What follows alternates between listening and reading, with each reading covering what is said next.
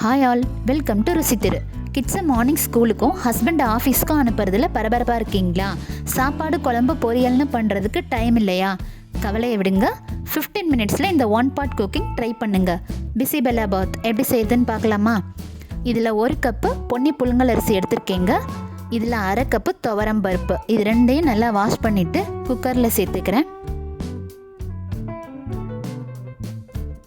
இப்போ 1:3ங்கிற ரேஷியோவில் தண்ணி சேர்த்துக்கிறேங்க. 1 கப்பு அரிசிக்கு 3 கப்பு தண்ணி, 1/2 கப்பு பருப்புக்கு 1 கப்பு தண்ணி, மொத்தமாக 4 கப்பு நான் இப்போ சேர்த்துக்கிறேன்.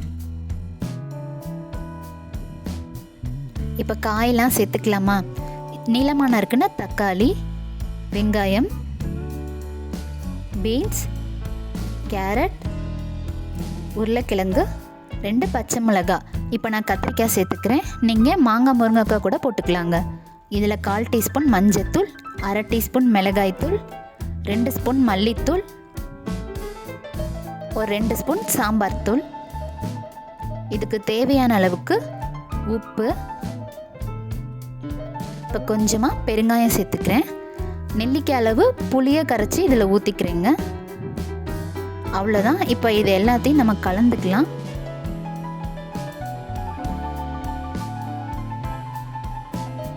இது ஒரு 5லேருந்து 6 விசில் வரைக்கும் நம்ம விட்டுக்கலாங்க. 5 விசில் வந்ததுக்கப்புறம் நான் அடுப்பை சிம்மில் வச்சு ஒரு 6வது விசில் வந்ததுக்கப்புறம் அடுப்பை ஆஃப் பண்ணிக்கிறேன். இப்போ பாருங்கள், விசில் வந்துருச்சு. ப்ரெஷர்லாம் நல்லா ரிலீஸ் ஆகட்டுங்க. நான் ஓப்பன் பண்ணி காமிக்கிறேன்.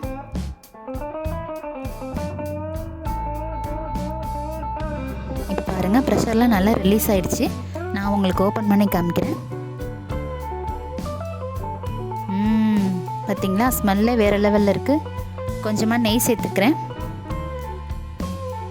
இதில் பொடியான இருக்குன்னா கொத்தமல்லி இலை, இதையும் சேர்த்து சாதம் எப்படி வெந்து வந்திருக்குன்னு பார்த்துடலாமா? பாருங்கள், நல்லா அடியில் ஒட்டாமல் நல்லா குலைவாக நமக்கு வெந்து வந்திருக்கு. காயெல்லாம் நல்லா வெந்திருக்கு பாருங்கள். சில பேர்த்துக்கு இதில் காய் வந்தால் ரொம்ப பிடிக்குங்க.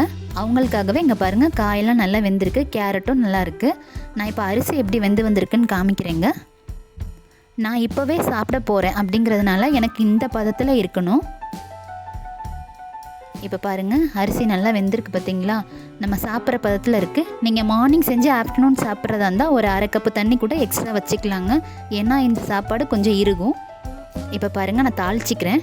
எண்ணெய் சூடானதுக்கப்புறம் ஒரு 1/2 ஸ்பூன் கடுகு போட்டு நல்லா வெடிச்சதுக்கப்புறமா 1/2 ஸ்பூன் வெந்தயம், இதில் 2 வரமிளகா, ஒரு 2 கொத்து கருவேப்பிலையும் இதில் நான் இப்போ சேர்த்துக்கிறேங்க. இது அவ்வளோதான். தாளித்து நம்ம இந்த சாதத்தில் சேர்த்துக்கலாம்.